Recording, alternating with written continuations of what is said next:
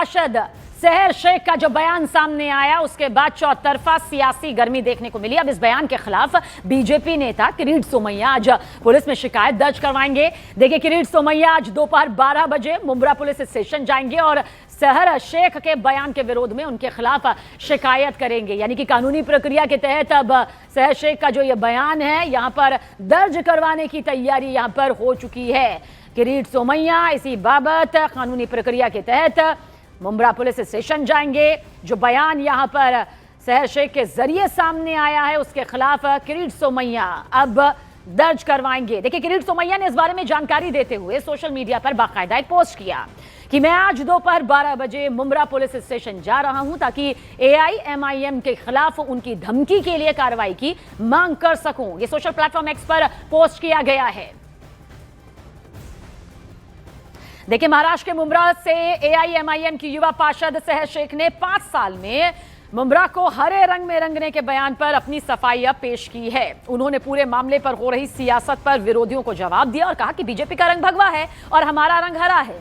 इसके साथ ही उन्होंने AIMIM को सेकुलर पार्टी यहां पर बताया और बीजेपी को कम्युनल पार्टी कहा।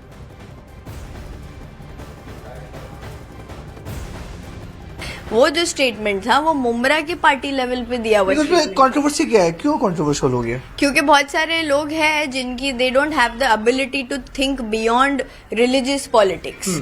तो जब आपकी मयार नहीं होता ना आपकी सोच का कि आप रिलीजियस पॉलिटिक्स के आगे कुछ जाके सोचो, तो वैसे लोग उन चीजों को कंट्रोवर्शियल बना देते। तो वो तरीके से किया गया। बट मुझे पता है मैंने क्या स्टेटमेंट दिया था, उसका मतलब क्या था। ओके, तो what do you mean by that statement कि पूरे मुंब्रा को ग्रीन बना दूंगी 5 साल में, क्या मतलब है? स्टेटमेंट का मतलब ये था कि मेरे पार्टी का झंडा हरा है, अगर भगवा होता तो मैं बोलती कि मैं भगवा कलर रंगू मुंब्रा को। वो मेरी मर्जी थी, मेरी खुशी थी, मेरा जीत का सभा था। तो अल्हम्दुलिल्लाह हमने लोगों के शुक्रिया अदा किया उस वक्त की जो वोटर्स आए थे, जिन्होंने हमको वोट दिया, इतना सपोर्ट किया हमको पूरे इलेक्शन में। उन लोगों के लिए ये था कि इस बार हमने 5 सीटें जीती है, आने वाले चुनाव में हमको पूरी की पूरी MIM की सीटें लानी है। तो वो पन इंटेंडेड स्टेटमेंट था, बट लोगों ने उसको कम्युनलाइज किया। लेकिन भगवा वाले तो नाराज हो गए इससे। तो ये भगवा वालों को इतना छोटा सोच नहीं रखना चाहिए। और आइए अब आपको सहर शेख का वो बयान भी सुनाते हैं जिसके सामने आने के बाद ये पूरा विवाद यहाँ पर खड़ा हो चुका है।